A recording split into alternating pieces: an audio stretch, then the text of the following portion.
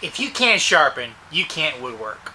I hate to say it, but that's just the facts. In fact, I believe that so much in the first episode of my classroom series where I call it the Introductory Woodworking. We spent the whole entire second half of that video talking about sharpening techniques. And the strange thing is, the more you sharpen, the less you need to sharpen. Now that seems kind of weird to say, but it's the more you're sharpening, you're just kind of maintaining the edge, and tools like your chisels, your planes, all that kind of stuff will work so much better, and you'll get more consistent results. Whereas if you put off the sharpening a little bit, your edges are going to get ragged, you're going to be having to work harder, you're going to have to push your chisels harder, which is dangerous. You can get hurt that way, and you're going to spend more time sharpening off the damaged sections of it than if it would have been you just maintain it. And believe it or not, sharpening more will make your tools last longer because you're not having to take off as much metal maintaining an edge as in recreating an edge. And strangely, the more you sharpen, the better you get at it, so the quicker you can do on it, and all those benefits are just multiplied. But the key to sharpening often is making it convenient. So let's look at a few systems that people commonly use, and at the end we will build a very inexpensive sharpening system that, just a few bucks, and you can sharpen all your hand planes, chisels, and a lot of your power tool bits and stuff like that right at your bench in a few seconds. Now, when I first got into woodworking, I was using a variation of what they now call the scary sharp system, basically putting sandpaper on a piece of glass. And for me, that got pretty expensive because I was an idiot, and I was using just regular garnet sandpaper you buy at the big box store. And you wet that stuff down, it just gets torn up really easily. Because of that, I made an investment in some Norton Waterstones, and to this day, I think this is the most effective sharpening system I ever had. The problem is, it's really messy. I would keep this bucket of water right here, filled up about a quarter of the way. I wouldn't completely submerge them. And what I had was, their coarsest stone. I want to say that's like 220 grit. Waste of money. Okay, you don't really need this one. If you are flattening your chisels, and when you first get them, yeah, you might use it a little bit, but after that, you don't really need it. I then had a 1000 stone. I bought a 4000 stone. And then, because I couldn't find just a plain 8000 stone, I bought a combination 8000, 1000. And yes, these are all kind of dirty and stuff like that because I just don't use them very more. But what I found out in using this system is what I really only needed was this one combination stone. If I really truly damaged an edge, I would just grind off the damage and then come back over here. The 1000 will repair damage. The 8000 would hone it, and that's really all I ever used. I built me a little wood block, and I would just spritz it down a little bit. The advantage of the 8000 is you don't have to soak it. The 1000 you did. But because I was maintaining edges, basically I was just coming over the 8000 every now and then and doing it. The other downside to Waterstones is they dish really easy. Now, when I first got this set up, I also bought one other stone. It was Norton's flattening stone. Utter waste of your money. Don't get it. It is basically the 220 stone with grooves cut into it so it will wear out faster. And the idea is it would flatten your other stones. But because it's a water stone too, guess what? It goes out of flat. Then I learned a trick. And if you have 3 stones, you need 3 at minimum, you can flatten each other's stone with them. All you do is you kind of grind them together. You grab another stone, grind them together, grab another stone, rotate them around, and because each stone will take away the high spots of the other stones, they will gradually all come into flat. And that's actually how they used to make mirrors in the Middle Ages. They would just grab metal and grit and stuff like that and bring all multiple versions together, and all of them would rub off each other's high spots until you got a really nice flat finish. That works perfectly fine. That's probably the most effective way I knew to flatten my stones. But other than the 8000 one, I really don't use water stones anymore because I bought some diamond plate stones, and for me, because of the convenience factor of them, that's probably going to be the way I stay for the foreseeable future. I can't see shifting away from the diamond stones now, and I'll go get them right now. So basically right next to my bench, y'all probably seen this before in other videos, I have 4 diamond plates, coarse, medium, fine, super fine. And really I only use the 2 higher times than most of the time. I'll come over, I'll put a couple strokes on a chisel on this side, then go super fine, take off the burr, get back to work. Really simple setup. Well, I like these. I bought them for the school because they eliminated the fact that students had to flatten out the stones. These will never need flattening. And just a spritz of water on top, and they're ready to go. All the liquid does is it washes away the slurry, the metal filings, out of the grit so that they will keep biting. The other downside to diamond stones is they are really expensive. Though not as expensive as some of those natural water stones and oil stones you can buy. I mean, they probably range in price from the coarse ones are, you know, 50, 60 bucks. I think the highest grit ones are over $100. So, I mean, you're easily looking at 400 bucks for a set of stones, but they will last my lifetime. I don't see ever wearing these out, even as much as I use them on a daily basis. And if I ever travel, they're just really easy to pick them up off of this thing, put them in a bag, and have at it. If you are going to make the investment with diamond stones, I say go ahead and get ones that will handle your widest blade and get as long a distance as you can afford. The longer the distance back and forth, the easier it is. These, I believe, are 8 inches, and they're on the smaller side of what I would call effective. They're the same size as a water stone. That's why I got them, because I was used to that size, but I really can't see the advantage of having longer ones. But I made this investment. It's good for my lifetime. But what's cool about it is it's so convenient. Literally, I walk over here, I sharpen it, I put my stuff back, and I move on. So is there a way to make a convenient system of sharpening that you can keep at your bench that doesn't make a huge mess and is dirt cheap?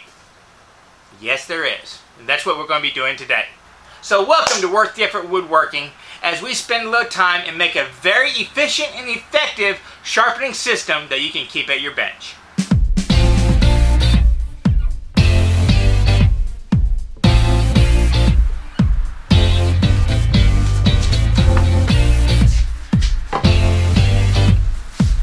Okay, the secret to being convenient is you want to be able to repair an edge, maintain an edge, and then make it really keen on the fly. Now, if you go by just about any leather place, you'll be able to get their scraps. Just about any leather will work. You could even go to Goodwill and just buy a leather jacket and cut it up. I mean, you can get those pretty cheaply. But the leather is going to be what lets you to refine that edge, to maintain it so you're not having to do so much work. Now, what I have found is actually the cheaper the leather, the thinner the leather, the better. You get this really high quality thick stuff. This is the stuff they make couches out of and probably saddles and stuff. Well, when you press down on it, it kind of gives a little bit. But use what you get. If you don't have to pay for it, it's worth it.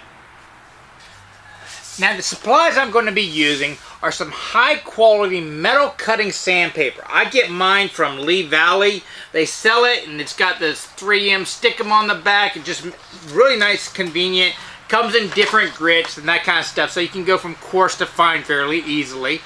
I'm also going to be using this pine that I've had kicking around the shop for a while. In fact, I cut these pieces out, those pieces out, several years ago with a plan of making these little sharpening stations for the school.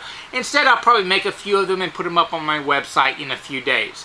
I chose pine that's been really dried well. This is vertical grain pine, another name for quarter sawn. They tend to say vertical grain in softwoods and quarter sawn in hardwoods to get the most stability. And believe it or not, pine can be extremely stable.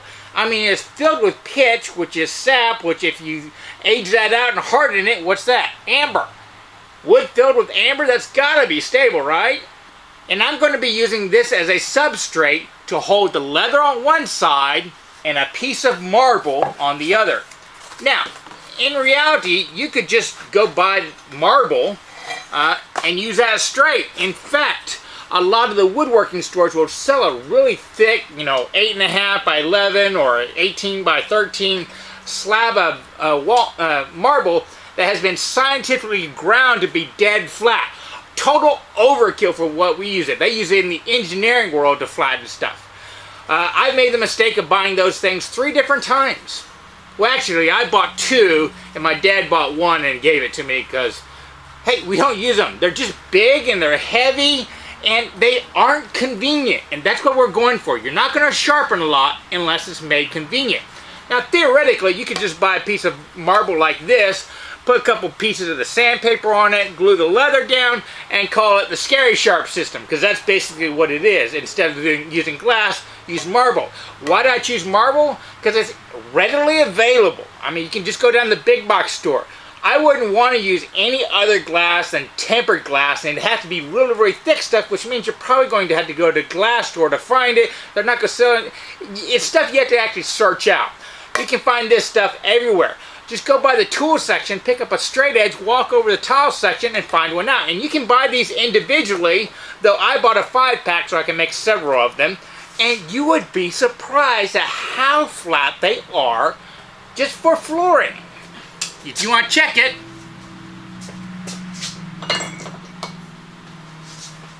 just grab your straight edge, go from side, I see no light, I see no light. That's dead flat. So my goal is to inlay this into the piece of wood so that the wood will add stability and it'll make it a little bit more convenient keeping it around the bench. So I need to cut this down to a size I'll fit in here, and you can use a tile cutter, which will basically score it and break it over a pipe or something like that. But I do happen to have a tile cutter machine that I bought when I was restoring a few homes. So I'm going to use that, cut this down to size, and we'll come back, prep the wood, and assemble our sharpening accessory.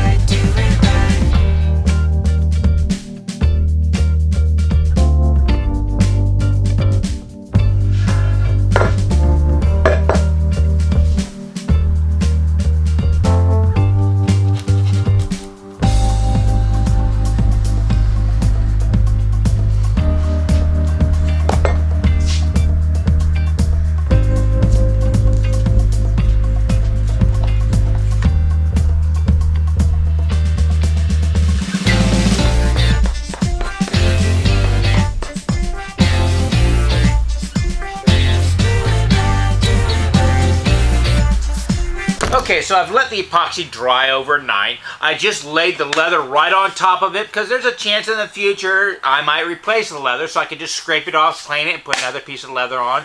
Or if I come across some better leather, I can swap that out. On the other side, I've got the marble inlaid into the wood. This will protect the marble a little bit as it gets bounced around and stuff like that, but it is not perfectly level. I mean, you can just barely feel that it's coming up. Basically, just the height of the bevel around the edge is how far I inlaid it into the wood. That is because the second part of our inexpensive method is I'm a big fan of jigs as you start out.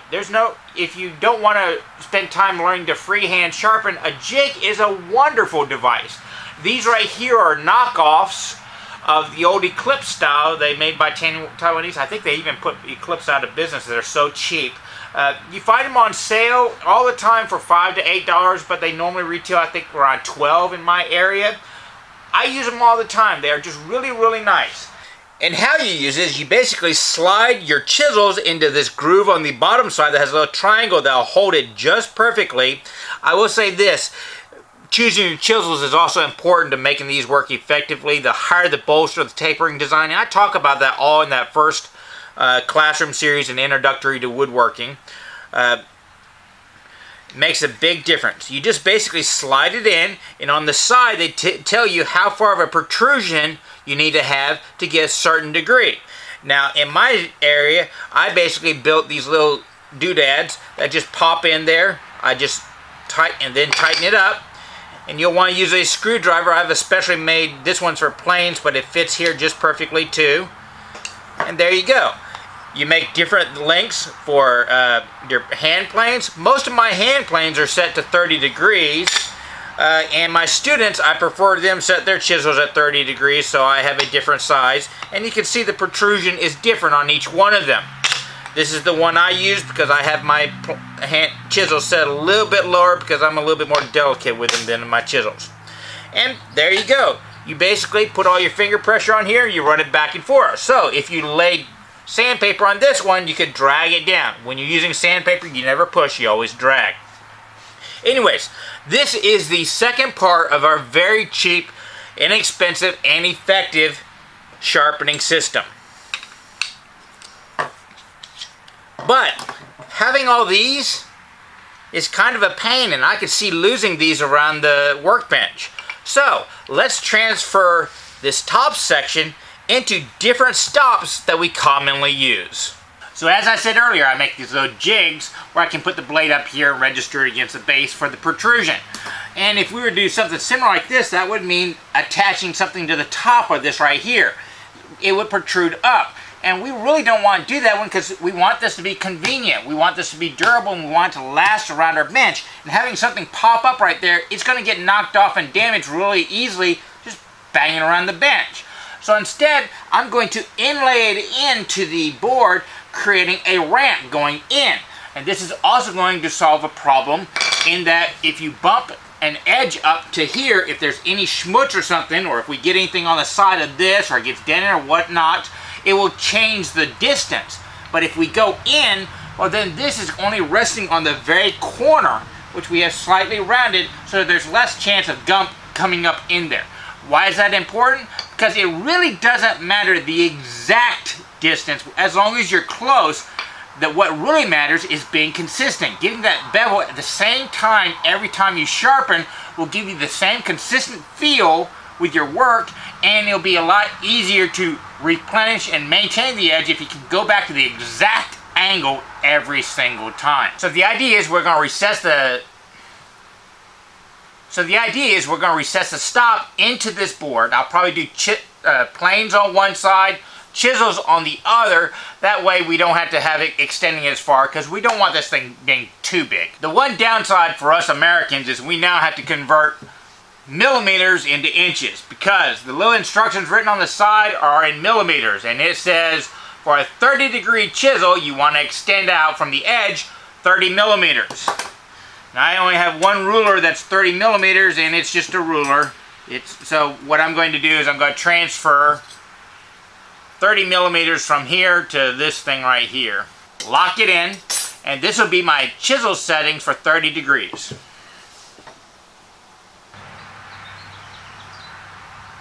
I also personally like to set my personal chisels at 25, and they say that's at 40 millimeters. So let's redo the whole setup. Now my widest chisel is this big, so giving it a little slop right there, I'm going to come over and set that as my angle for the width of our recessed stop.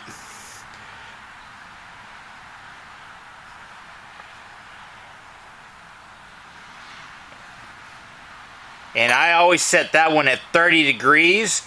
So I'm going to basically create two stops with one recess. One for my bigger chisels, I keep it 30 degrees so that they're a little bit more durable, because really all I ever do with them is bang on them. And then my smaller chisels, which are a little bit more refined, I will set for 25 degrees.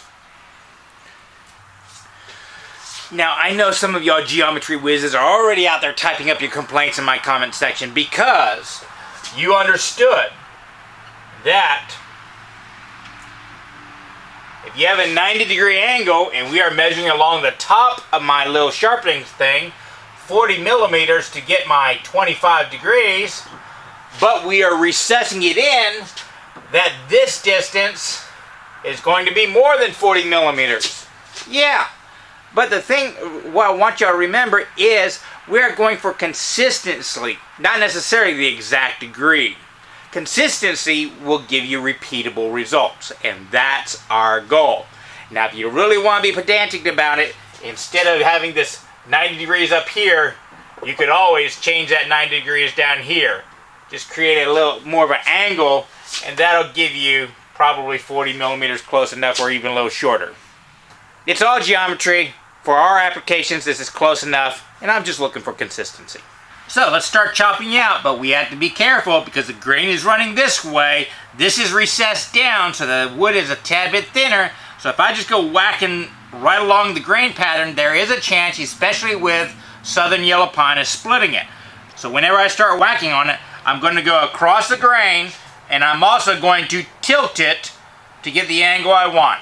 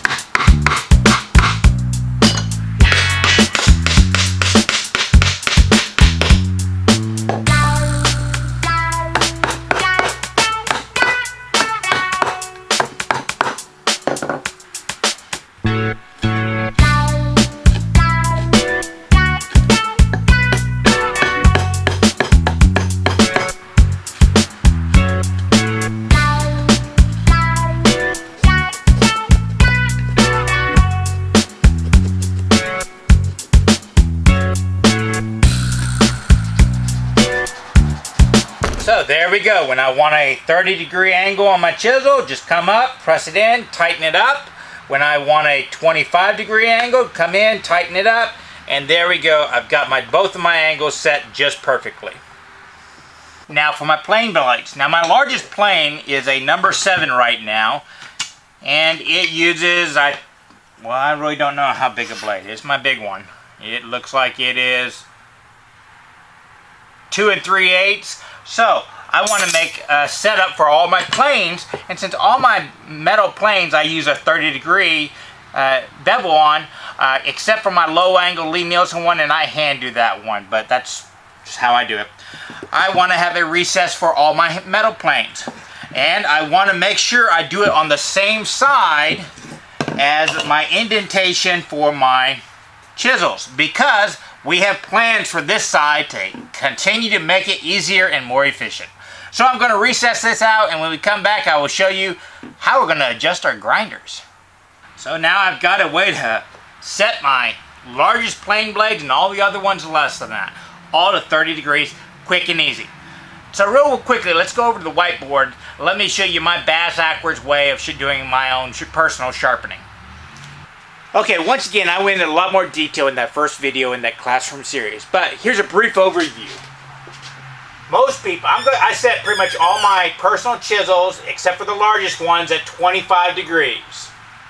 So that right there is 25 degrees, and that's really kind of common, okay? But there are a couple different ways people do that. Some people do what's called hollow grinding, where you take the bevel, and then you go to the grinding wheel and hollow grind off on the wheel so that you end up with 2 points. And when those 2 points are touching something, that equals 25 degrees. And a lot of hand tool woodworkers do that setup because when you go to your strope or something like that, you don't have to remove that much metal.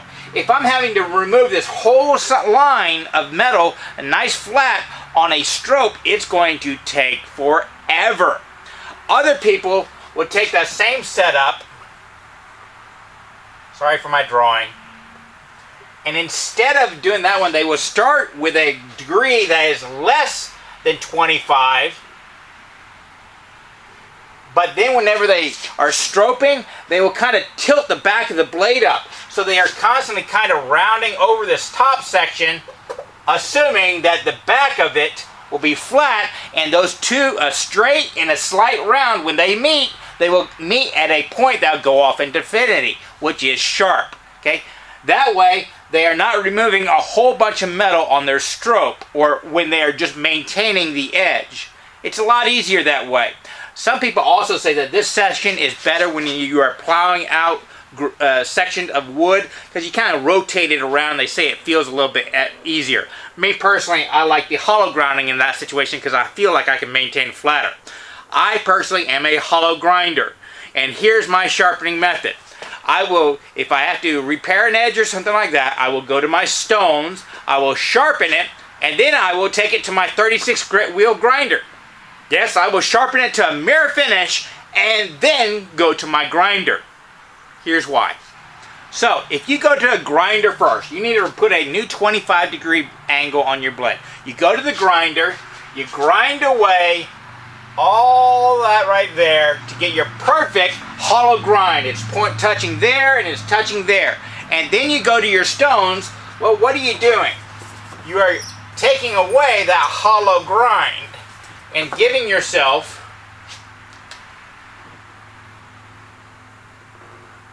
a lot of metal here and here. And if you are maintaining your edge on a stroke or a really fine piece of sandpaper like we're going to be doing, the more metal you go there, the longer you have to sharpen.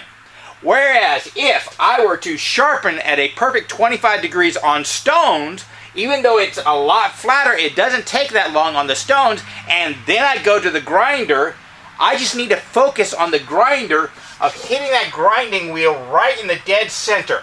And then I just kind of grind it away until I'm left with a small shiny spot on the top and a little bit larger on the bottom. So there's a little bit more resistance on the back side than the front. And then for the next 6 or 7 maintenance sharpening, I can stay on my leather, just grind, get back to work. Do it sharp, take off the burr, get back to work. Because there's so little metal for me to remove, the leather will do just fine. So the key to doing this one is getting it nice and flat and then going to your grinder and finding that angle where it touches in the dead center. Now, how nice would it be to be able to find that angle using some kind of jig that you make? Oh, like maybe on your sharpening appliance that you keep at your bench? So I am back at my stones right now, and I'm taking my favorite chisel, my big expensive Veritas PMV 11 half-inch chisel, and I am returning it to a 25-degree angle, completely flat across the entire base. I never do this. But if you're getting a new system and you're just setting it up, the easiest way to do is just sharpen it till it's flat across the face and then set up your grinder at the degree you like. And then you never have to do this again. So I'm going through the grits, polishing it up. Once again, I took it all the way back to flat.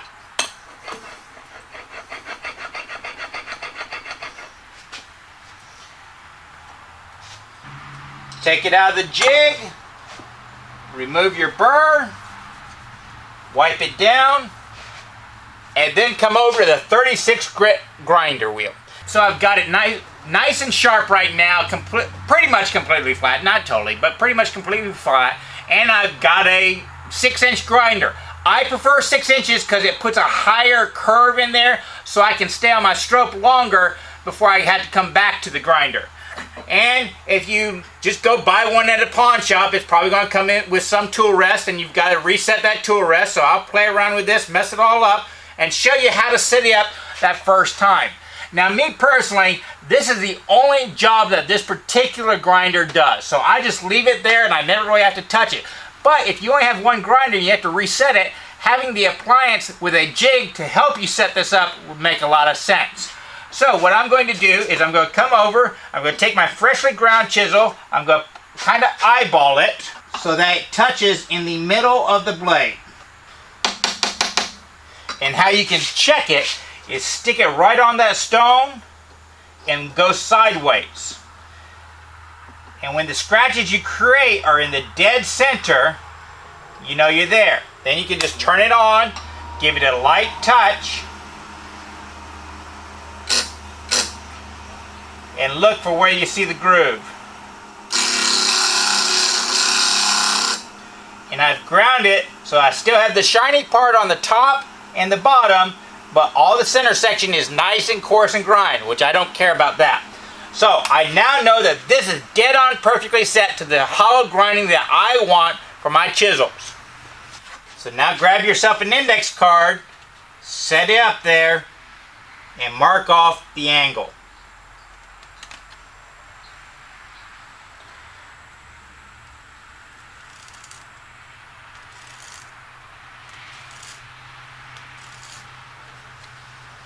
So we've now got an index card with a mark on it from the wheel.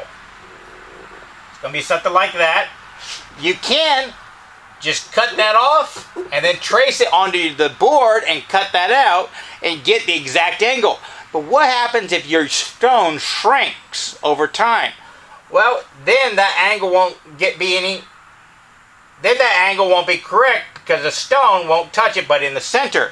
So the idea is we want to get a point here and a point there and then make a curve, like a more extreme curve, so that the stone will only touch on two spots. So no matter how much the stone wears out, your jig will still work.